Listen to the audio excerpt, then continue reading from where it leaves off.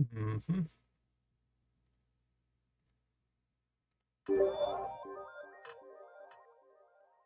It's a little loud. Turn that down.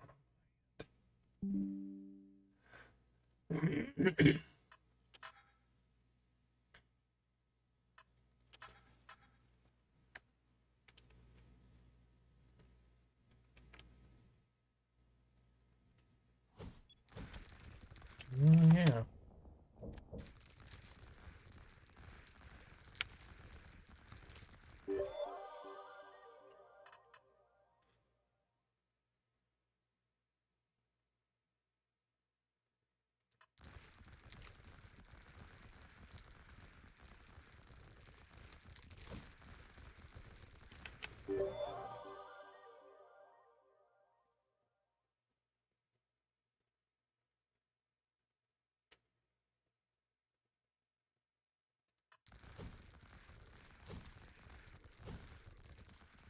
I just woke up again, so I'm a little hazy.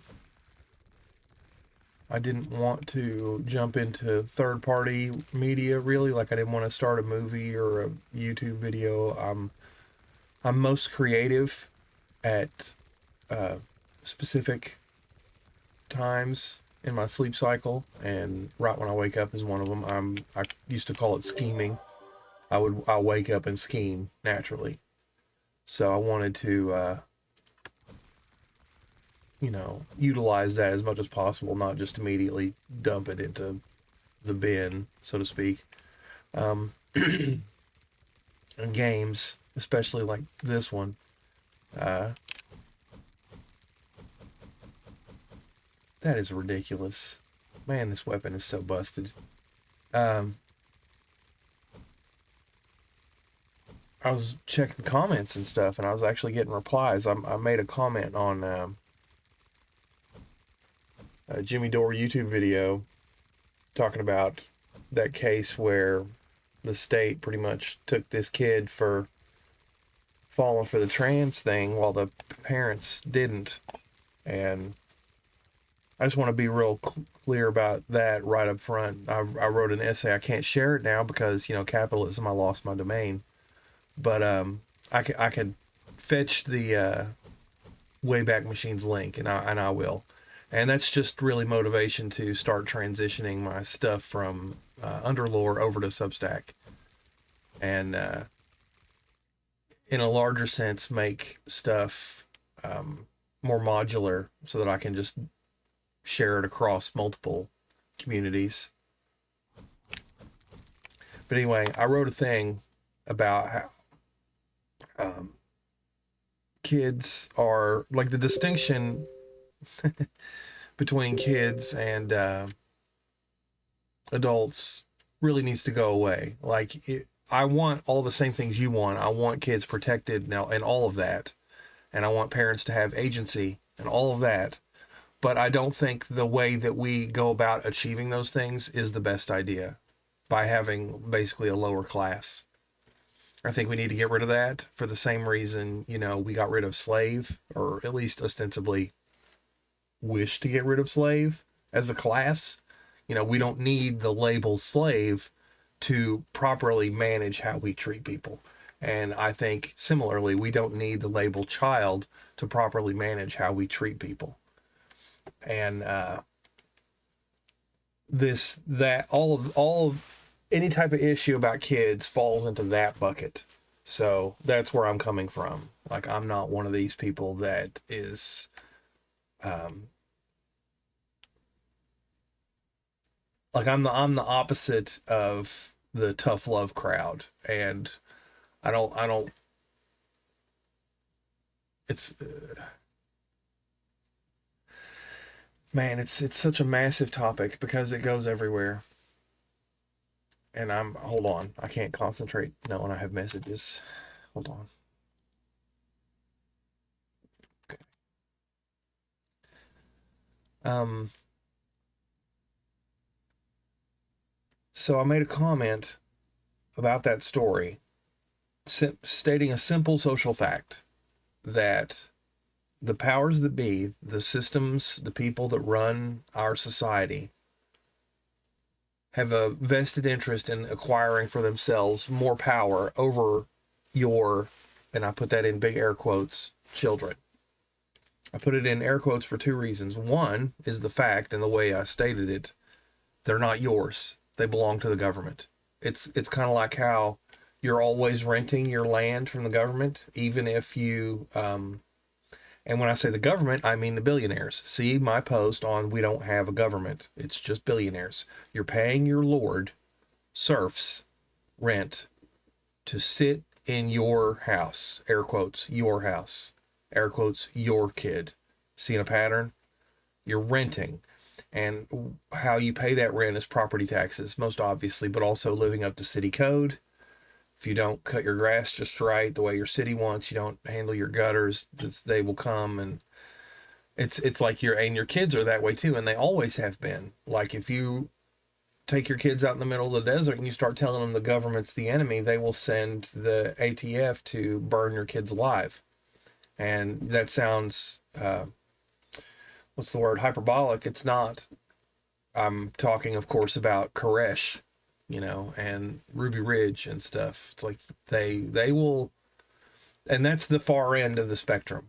Like much before that, they'll take you to family court and take custody of your kids and stuff. They're not yours. The state owns them. And that's how I put it. I made a comment. I was like, the state wants full custody, and they've had joint custody for decades. And of course, that became a popular statement. Now, I say of course, because it's not like I expected that. I say true stuff all the time, and it never gets any kind of traction. But for some reason, this time it got traction. And I got, like, last I looked, there was like 115 upvotes, and I've gotten like 10 comments. Real comments, like meaningful people thinking about it, making a comments. And so, yeah, I wanted to kind of capture that mindset and energy and stuff before I start watching a TV show or something.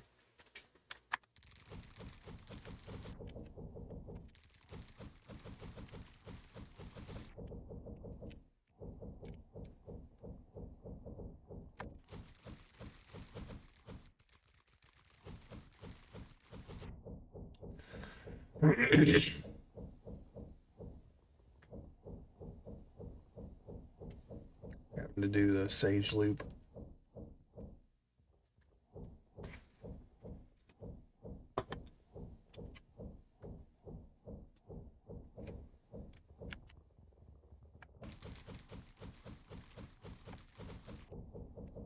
Where's the arrow? Okay.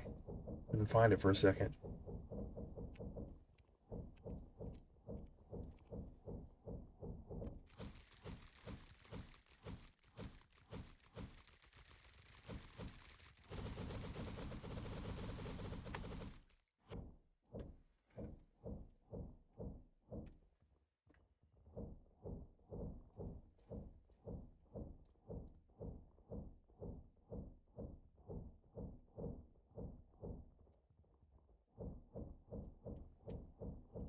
Game design is so strange and so complicated. Like, I'm sitting here thinking about how this is a designed boss fight, right? And it's kind of silly that I have to sit here through these phases. But I'm like, what's their alternative? Like, as a developer, what's his alternative?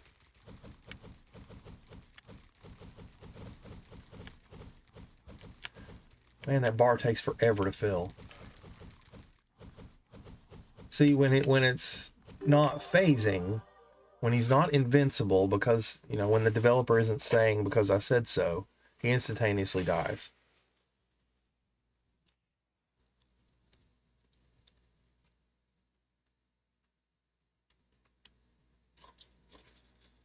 I have no idea what this is about. It's so upon accumulating. I mean, it's some kind of cycling buff, I guess. Really, this is all I care about. Plus one dash charges. Sorry, I'm eating pizza too.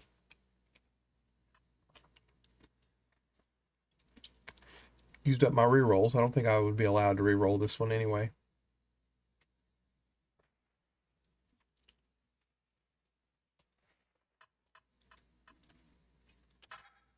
Oh, lovely. Finally.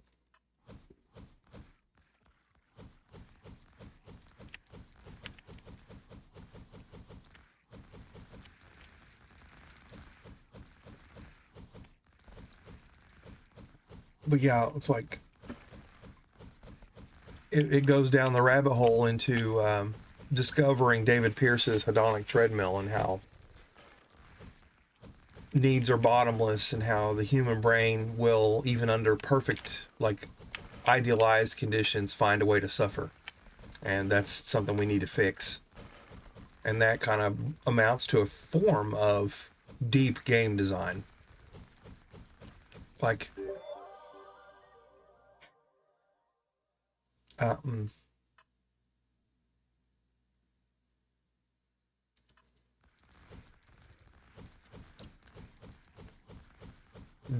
do I want to just delete the bosses? Like, how long would I actually play the game if you took those phases out? Like, let's say I could just start the game with Death Scythe. It's one of the selectable weapons. And do whatever you got to do numerically to balance it. But that's kind of the issue too, is balance. And what are you trying to do? Balance is like at its core, it seems like balance is about adding just the right amount of strife and suffering to make something, to make a game enjoyable. Because I know that you can't just give the player ultimate power. There has to be some kind of trick played on them, on our Ice Age pain-seeking brain, because we evolved. We weren't designed, or well, Jesus, that turns into a whole debate too. Anyway, where go check out David Pierce's Abolition Project. We're about a lot of weird stuff.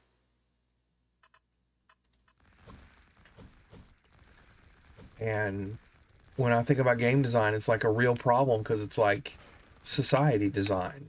The main difference is, like, in terms of society, I would much rather the population be having some kind of existential dread or be incredibly bored as its biggest problems. Like, to me, that's like what you do first, you know.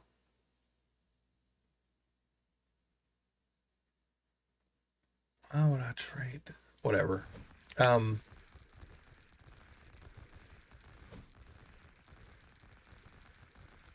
like, I don't think people should have to worry about being cold or sick or hungry or thirsty or sleepy. All that stuff should be taken care of, because to me, humanity is about the business of moving past that kind of thing. And to where, well, who knows? We'll figure that out together. That's the point. That's our real game.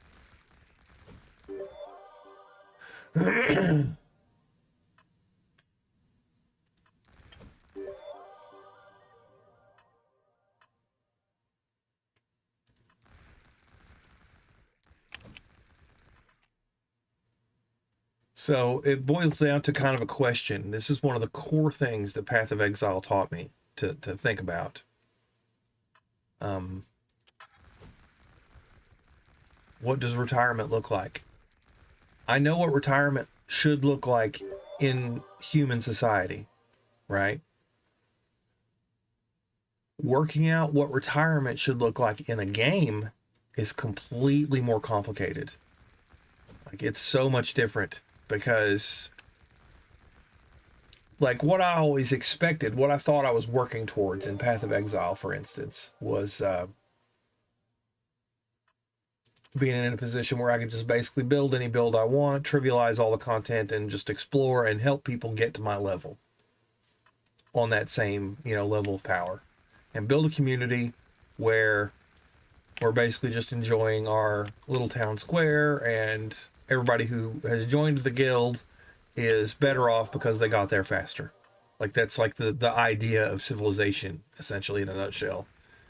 And of course, that's not possible. And that's one of the reasons, I took 10 years figuring that out. But that's one of the reasons I haven't played Poe for almost a month now. It's like, I know that it's a strange game. The only winning move is not to play, right? but they're all like that. You know, my whole brain's approach to things is reductionism to an extent and looking for root commonalities. And like when I say stuff like every game is pay to win because they all require time and time is money. And I want to say something else about money because I was thinking about this earlier and I don't think I've talked about it much. Money as a concept is basically just a way around a collective action problem. It's a way around that I have pineapples, he has gaskets, the dude over there has rabbits, and we all want to trade, but we don't want to trade one for one, right? So money lets you inject a concept into that system so that that barter ultimately can occur so that everybody's happy. That's the goal of money. That's the ethical point and the idea. And I feel like something like money really can be used to solve a lot of the collective action problems. Basically, it's just a delay mechanism. The problem with any kind of system like that is once you have a currency in any kind of context, you have speculators and people who are most adept at exploiting that system.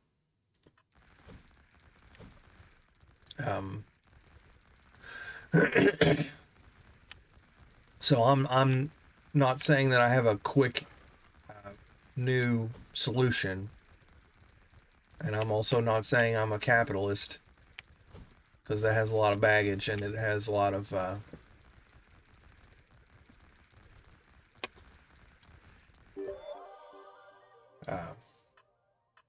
secondary meaning and whatnot. But I do feel like there is a solution like that. Like you could inject, like the general solution to any collective action problem may well be some variant on currency. And my main immediate reaction to that thought was remembering Bitcoin and how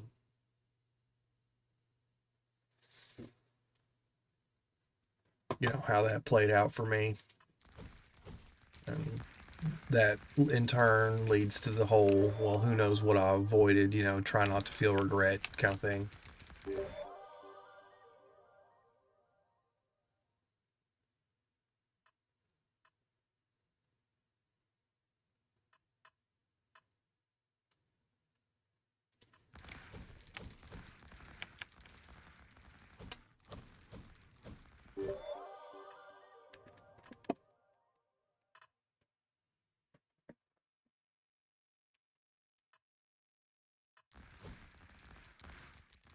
It's really illuminating, like when there's only so many actions something like a cat can take, right? It's covered with fur, it has 4 legs, it's got its parts and its spaces and everything, and it can't talk. So there's only so many things it can do. But it's kind of, I don't know, depressing when you see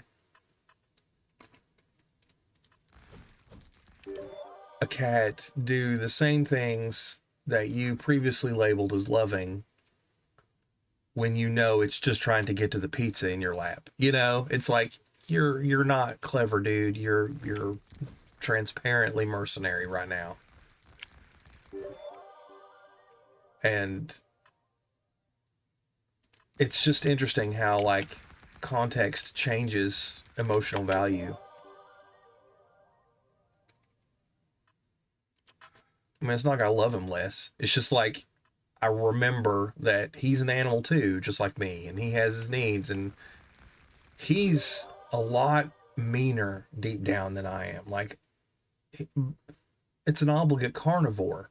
It has to be okay with eating something alive. There's a mantis in his brain, right? And if you've ever watched a fucking mantis eat, you know what I'm talking about. Like, they are serial killers.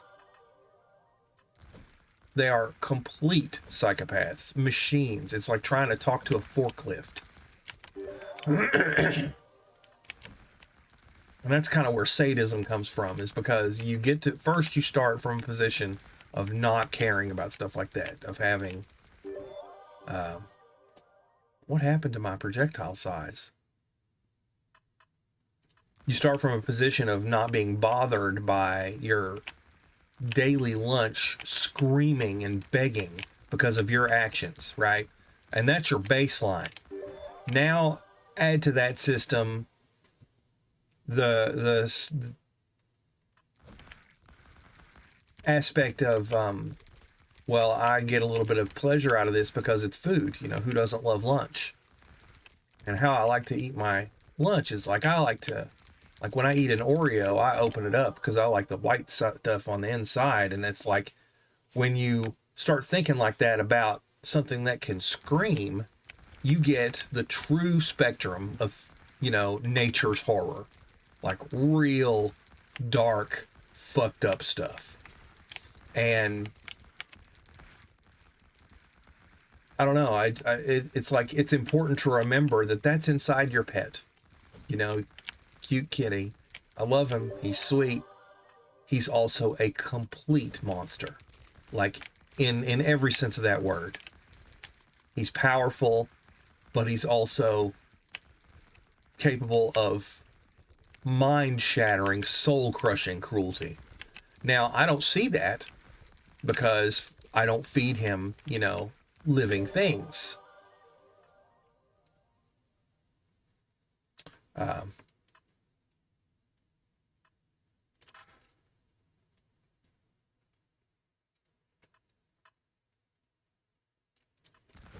I feed him, you know. Now, I do feed him living things by extension and indirectly, which kind of is where this starts having real meaning. I feed him ham slices, right? Well, a factory farm is just as mean as that mantis is. And that factory farm is my action. You know, I'm spending money to do that, to have that done on my behalf. I'm profiting from it being done. So we're the monster too, because when you create distance, you get a form of psychopathy and sadism where I'm not personally witnessing the bad thing that's being done, so it doesn't cause me any distress. Like there's a pig right now somewhere being just fucking tortured, and I don't emotionally care. I'm intellectually aware of it, and I would, if I could snap my fingers and stop it, I would. Consequences be damned. I honestly would. Like I'm in favor of just banning factory farming, right? Just stop. If that means I don't get ham anymore, well, we'll work on that later. You know, that it's like put the fire out first, deal with what you found in the basement second. Triage. Having said that, I'm not so obsessed about it that I'm gonna, like, I'm not an activist about it. I'm not gonna not buy the ham, and I am gonna feed it to my cat.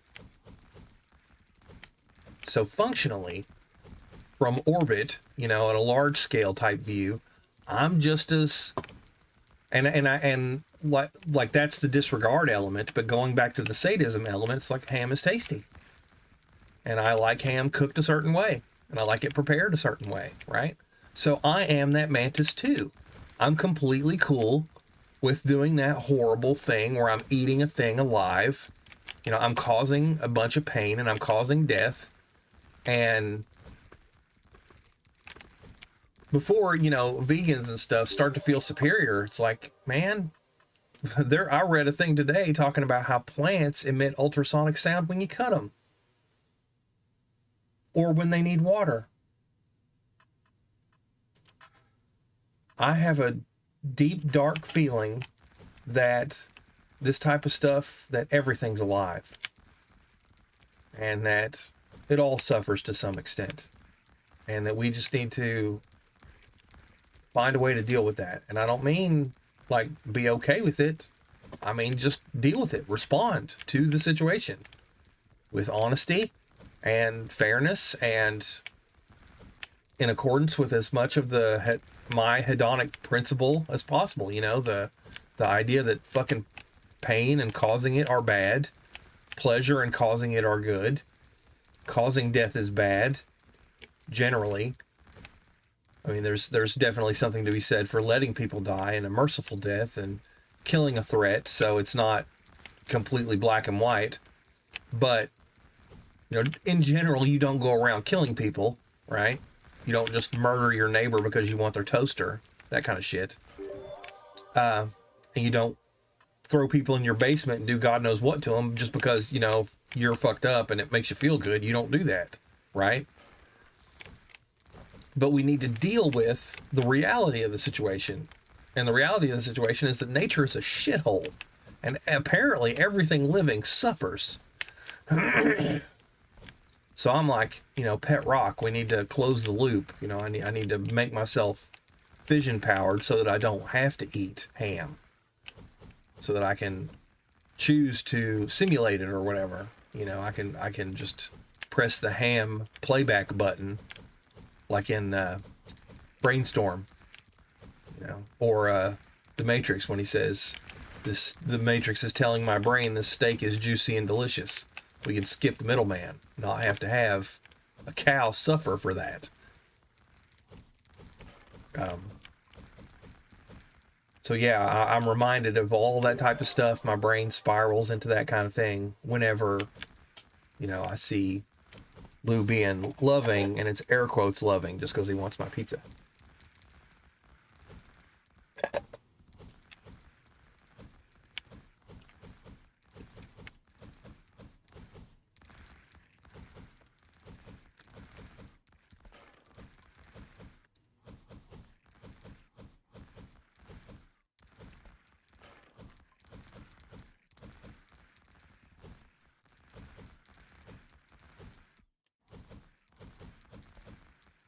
Ethics are so fucking complicated that you can't really, you have to start at it from just a base principle you can really agree with. Because, you know, there's just too much limited information. There's no way I can know all these things. So I don't know the full impact of my actions.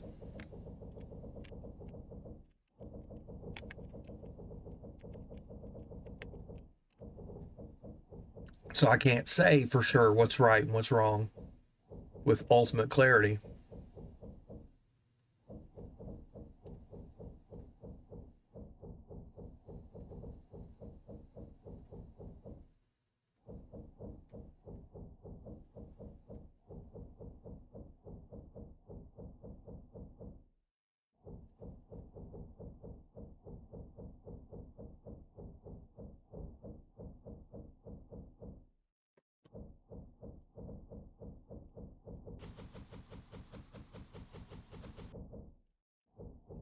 My dash refill is fucking insane.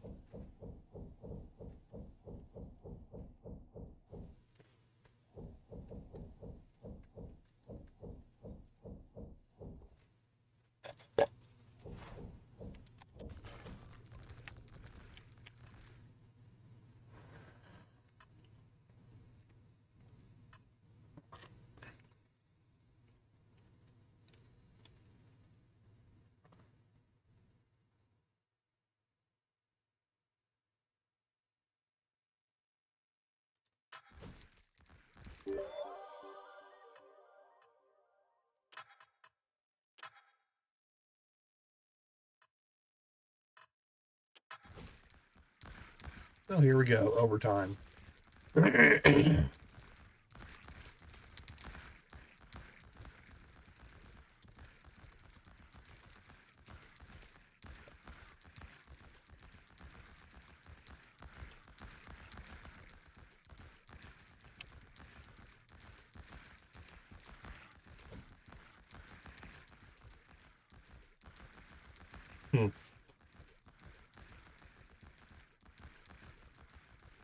What a mess.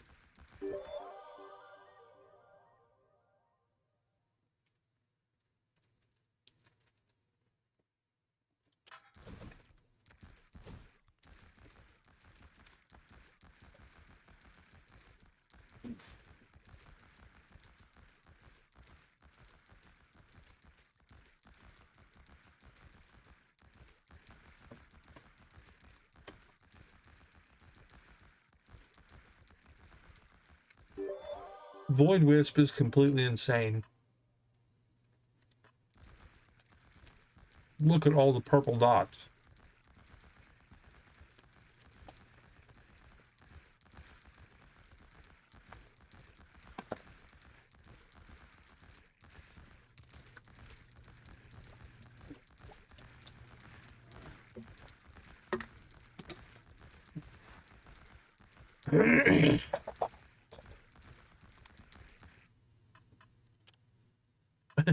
Not even a million. Bonkers.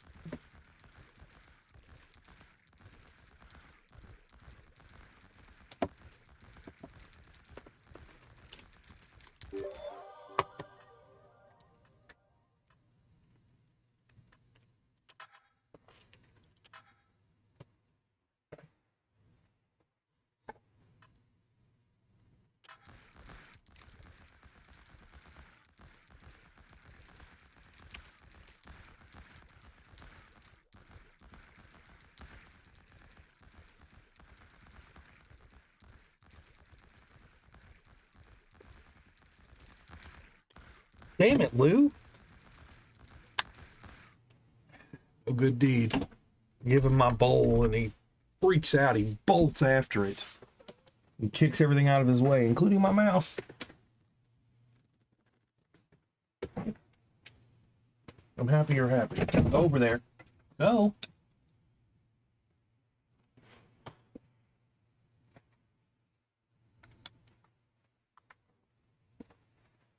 Crap.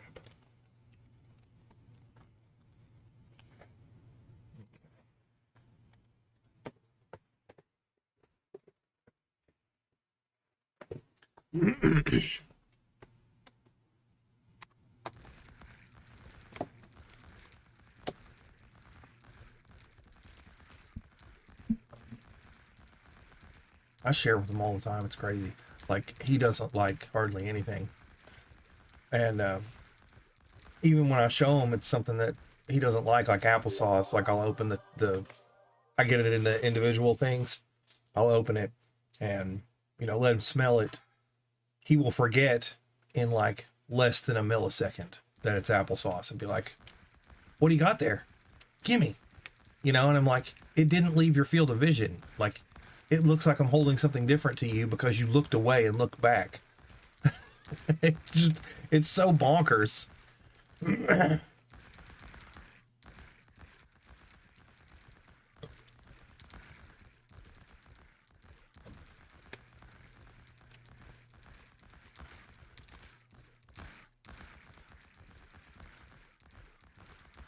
I've given him pieces of pizza before and he's not interested. He'll eat part of it, of course. He'll like lick at the cheese and the toppings and stuff, and then you end up with a stale chunk of pizza bread.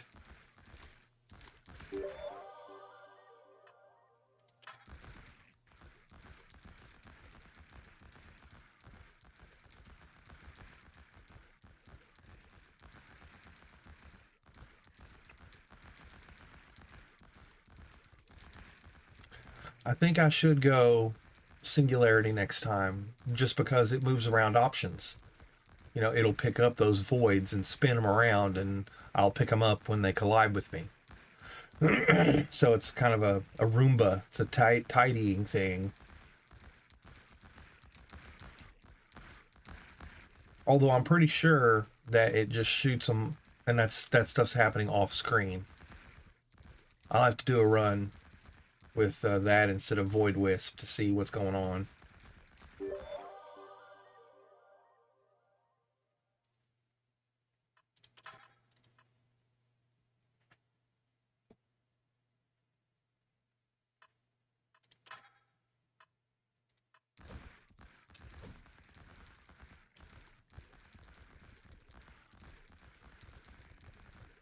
I'm not even sure where I'm going from here. Like, I'm just basically picking up the cards, you know? I'll eventually get all the cards. At least the ones I want. I almost want a sandbox mode where I can just do that, you know, where I drop in at a level 1,000 or something, and it just lets me pick them all. Or maybe even some kind of, I picture some kind of deck planner or build planner for this game where, you know, you can see the cards you've dealt as kind of a tree branching something or other.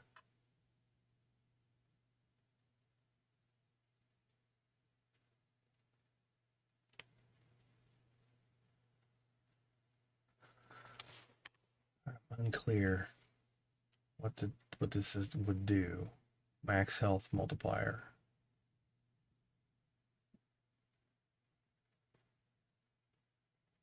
Actual damage bonus 0. Because I don't have any missing. I don't see how I would do that. I mean, how am I going to miss life? Like you know, I can't reserve life like in Path of Exile. So what the fuck are you talking about? I definitely want to prioritize damage, you know, because obviously I can still see monsters, and some of them are taking hits and not dying, so that's a problem.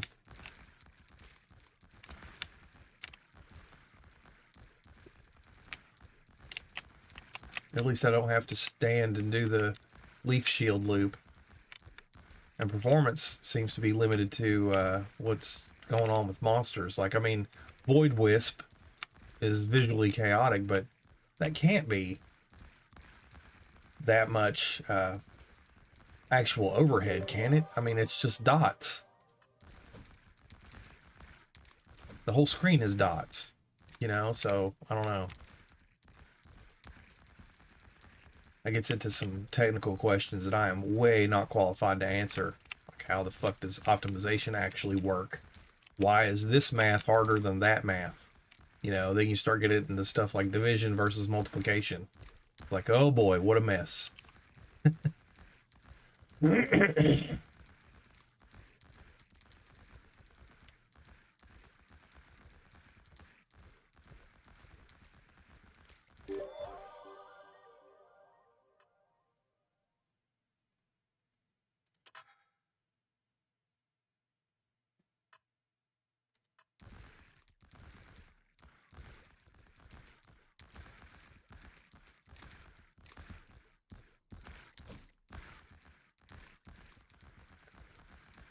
I'm kind of taking a risk with this run. Like, I'm not doing the anachronist thing. I want to see if it eventually one-shots me. Seems like the answer is going to be a big no. I mean, I heal so fast and I recover dash charges so quickly. And even if something is in my face, the Death Scythe, even if it's immortal, it'll hit it enough times fast enough to trigger the culling effect, which is why Death Scythe is the objective winner as far as the which weapon should I pick contest.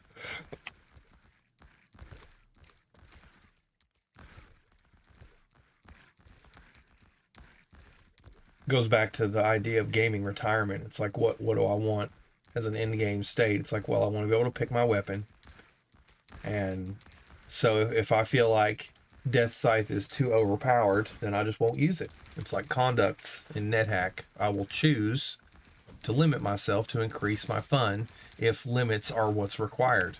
And that's such a problem with gamers and people generally, man. They need somebody else to set that limit for them for it to matter.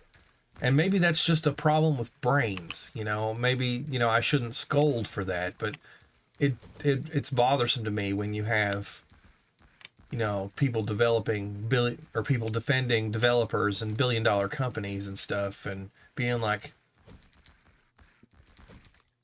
arguing that I shouldn't have power because they need somebody to take away their power before they can have fun.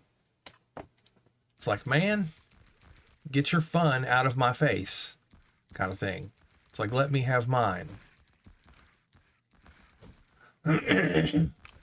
And of course, intellectual property law and that whole thing. It's like people are like, well, they have the right. It's like, no, they don't. Like this whole notion of people having the right to say what I do with a piece of sidewalk that they laid in my town. It's like, man, that's not how it works, man. You don't get to tell me where I can and can't walk just because you laid the sidewalk, especially if, I paid for that sidewalk to be laid.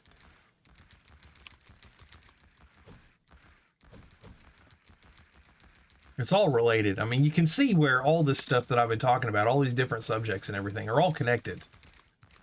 Look at that dragon. But he didn't kill me. He was parked on top of my face and still no death.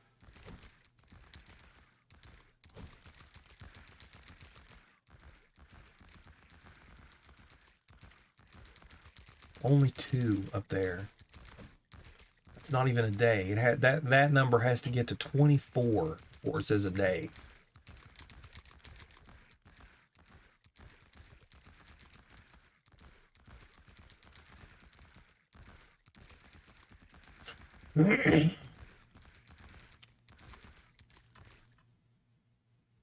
Almost a million.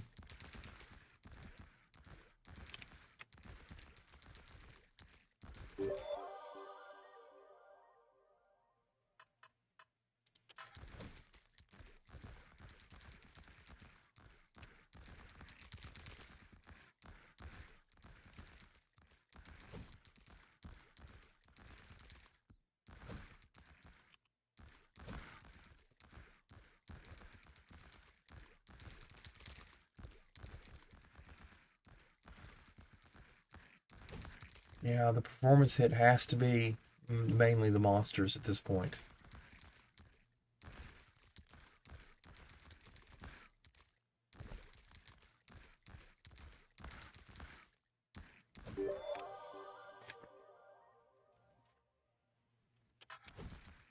Or what the most visually optimized weapon in the game is. Probably something like Fire Ring, it's just a single texture on the ground dealing damage.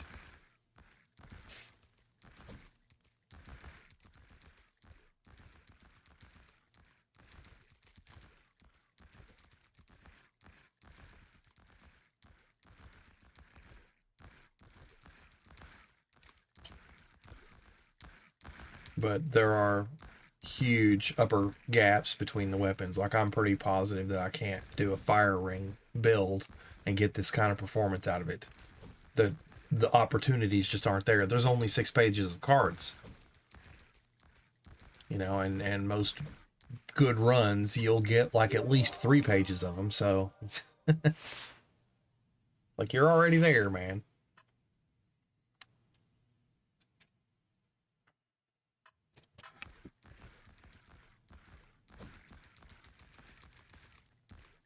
Welcome back. No pizza. I ate it. Hi there.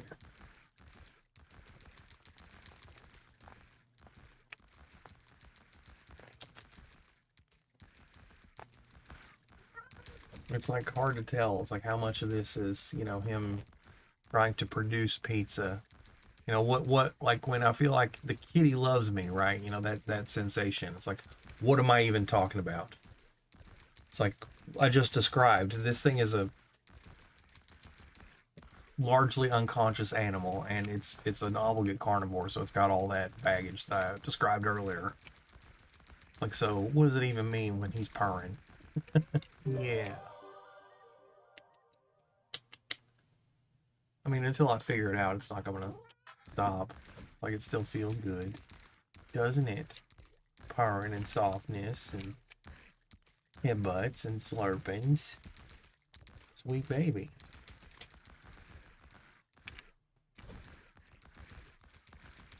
But there's a grim meat hook reality in there somewhere,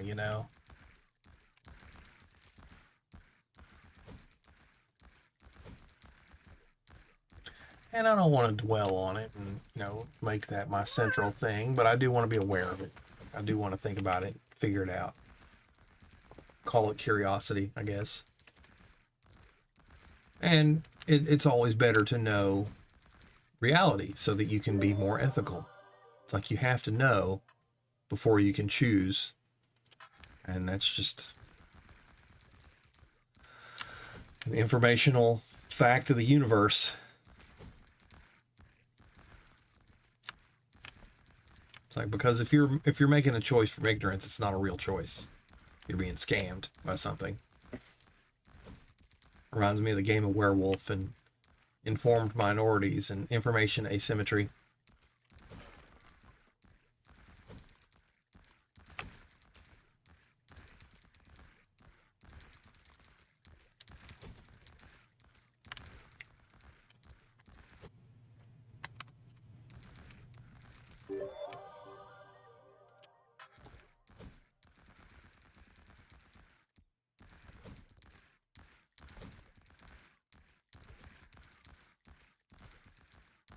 I guess this is my new work. I mean, I feel like this is pretty much the same thing I used to do when I would write essays and things and write comments and whatnot.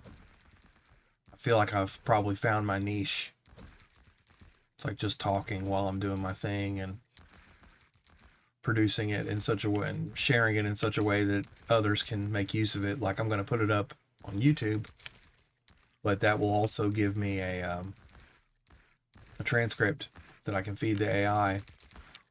I'm really looking forward to that. I'm looking forward to having a local language model with context big enough to just consume my entire production, my whole body of work, multimodal, all of it, my pictures, my recordings, my photos and blog posts and comments, and even the stuff I choose to download. You know, the funny memes and everything. It's like, what does all of this mean in with your perspective of being able to see it all at once? Because not even I can do that, right? I don't remember what all I've said. I don't remember.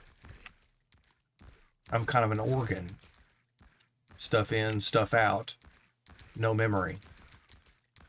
In a large, real way.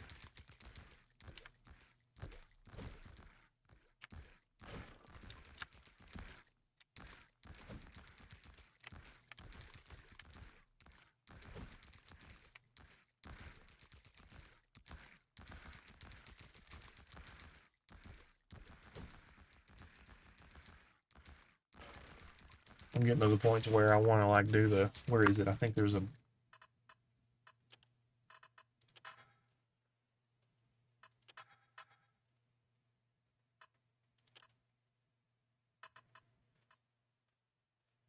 what does that mean?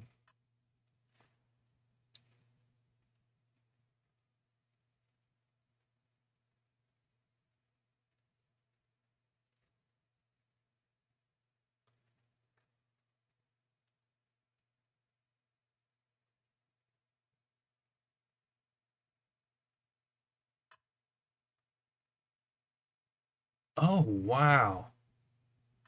I'm glad that is there. I wouldn't change it, but I'm glad that's there. What does this mean?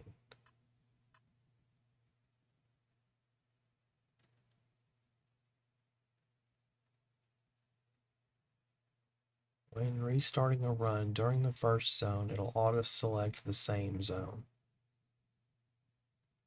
Okay. I'm sure that helps somebody. I don't even understand. But I do want to try this. What even is the level up button?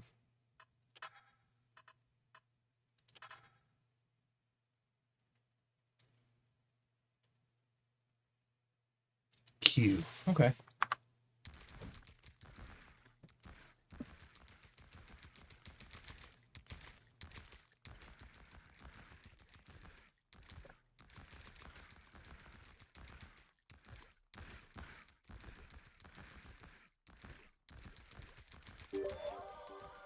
Okay.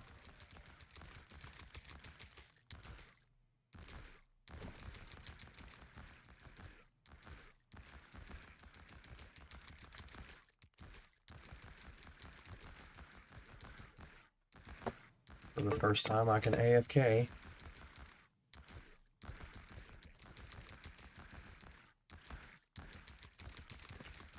Of course, I'm not gonna. I'm still gonna sit here and watch. So I'm not sure. And I'm recording and speaking and thinking.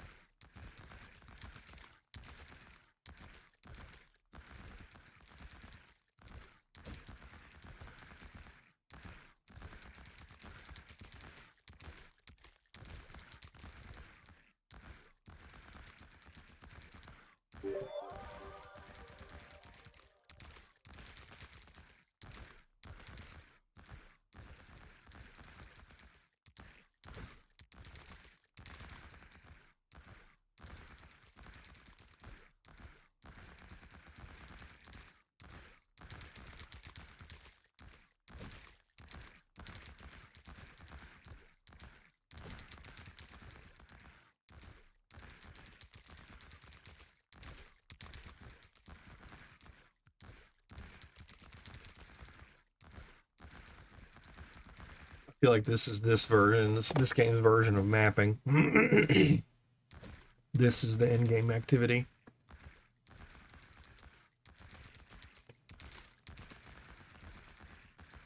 And I would love to do this to Poe.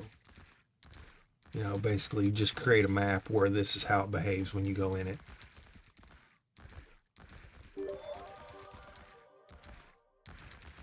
The closest to this would be Simulacrums, Delhi.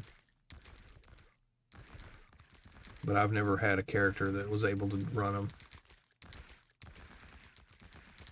And like I've said in other videos and stuff, that exterior market makes it so that doing this to earn is dumb. You know, the instant I can exploit other players through a market, there's no point in playing.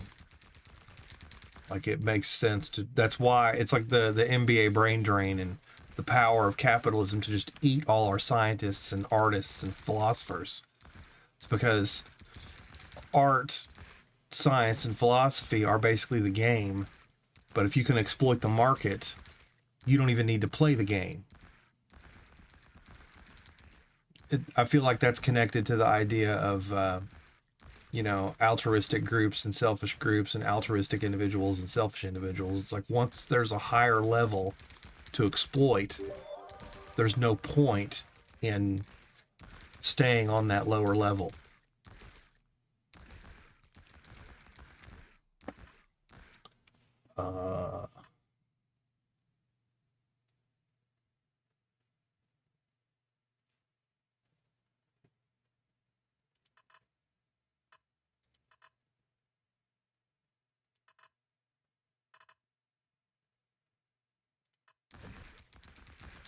That's pretty cool.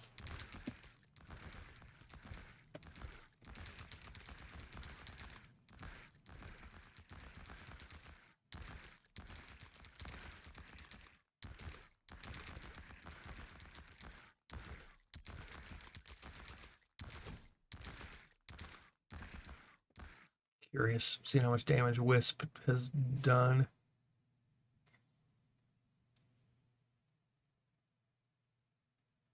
Wow. Look at that disparity.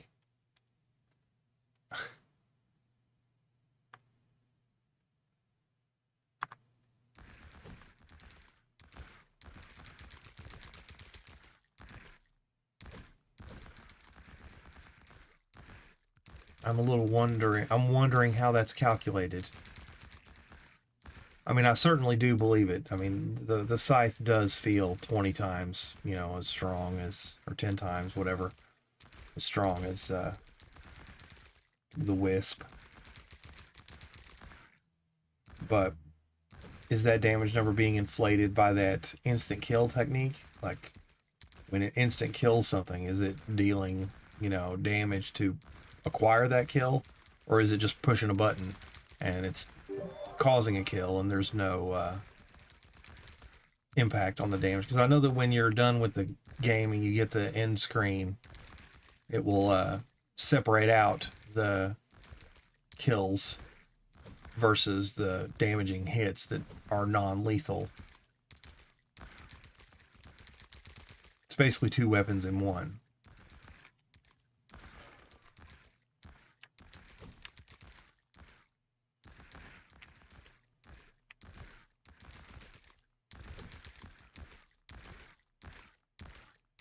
Huh.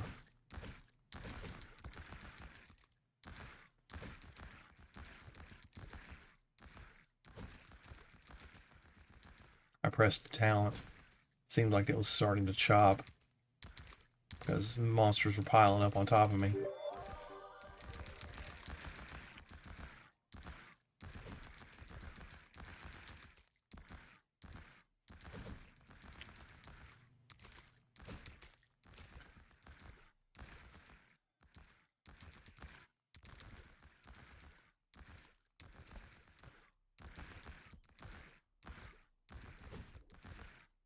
At this point, retirement looks like, killing so fast that I don't see the monsters anymore.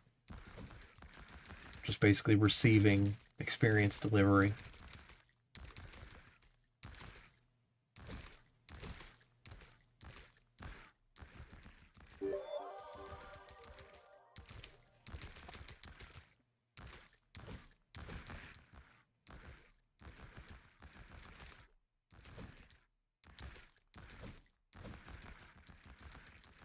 I kind of feel like I'm Whopper in War Games right now, watching it, you know, playing out the tic-tac-toe, trying to learn something.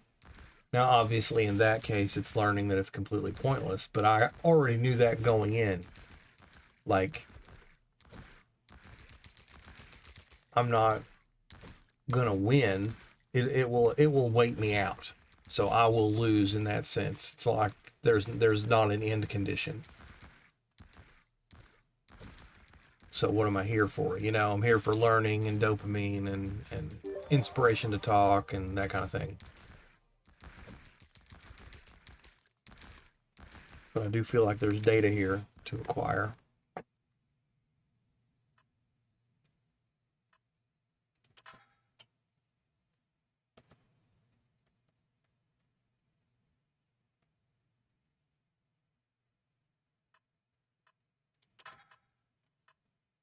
I don't want that on-screen extra graphic. I already have my weapons.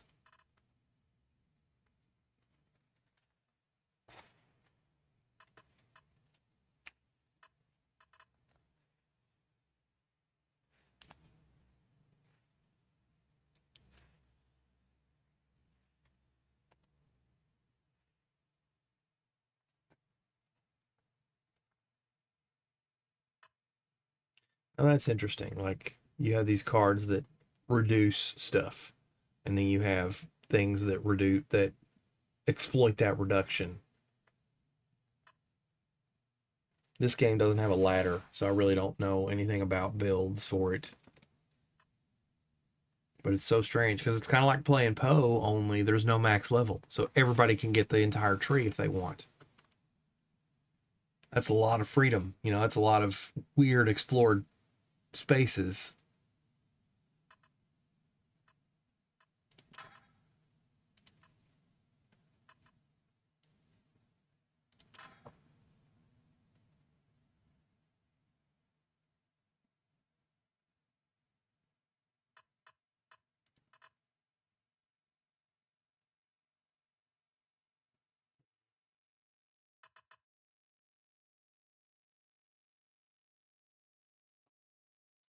I know that that's worthless because of Silk Edge.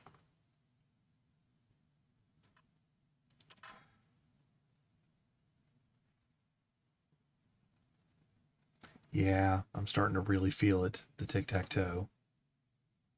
Like, what am I even doing? I guess what I'm doing right now is, getting my 20 million coins, another 10 million.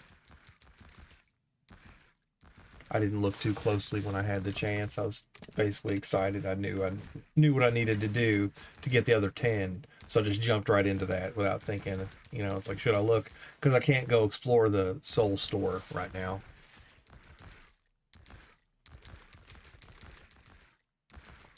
More importantly, though, it's only up to sea level right now. The game isn't done. I know he'll add B and A and probably S and S plus. You know, it can just keep going forever, and then you can have over ranks or whatever. So I don't feel like it's like a loss. I feel like I should accumulate that stuff as much as possible. And I know that he had a ladder for longest runs before, and he deleted it because now it's possible to run it infinitely. So there's probably somebody somewhere that like has the spare hardware and the life configuration required to leave it running. And there probably is one running right now that's been running for like a year. Like some guy that's got a server, right? So he spins up a virtual machine and he just runs it in the background. and he can check on it occasionally. That's what I always wanted to do, man. Like just have a server and then VM. But I never could. It's usually it's money, you know. I can't buy that hardware, and it never made sense to do it with consumer stuff. Excuse me.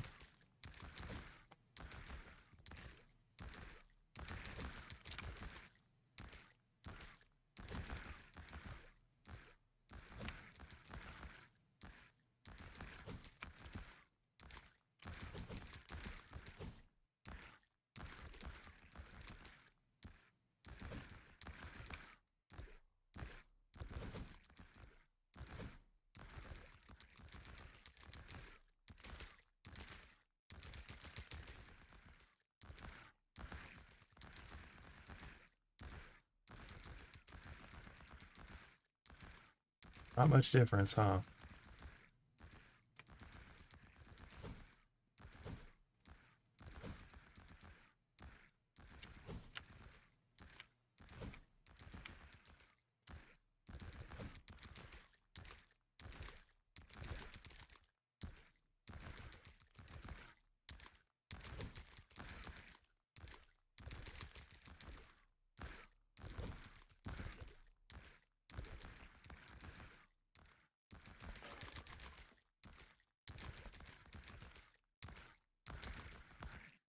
I almost want there to be a auto walk option. You know, walk to the nearest consumable box, shrine, void orb, whatever. Just walks to the nearest one.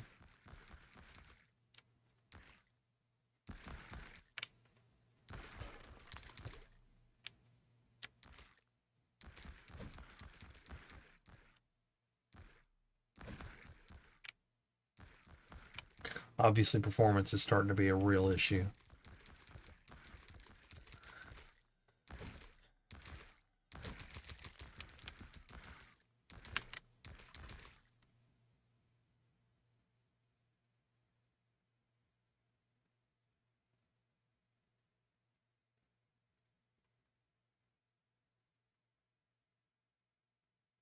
Let's see what happens. Fuck it.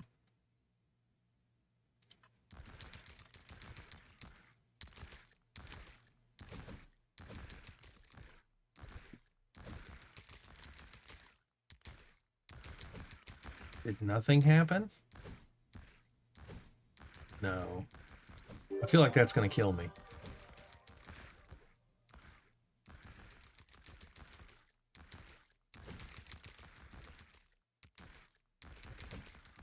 Oh, I guess not. It didn't do anything. Huh. Just banished a bunch of cards.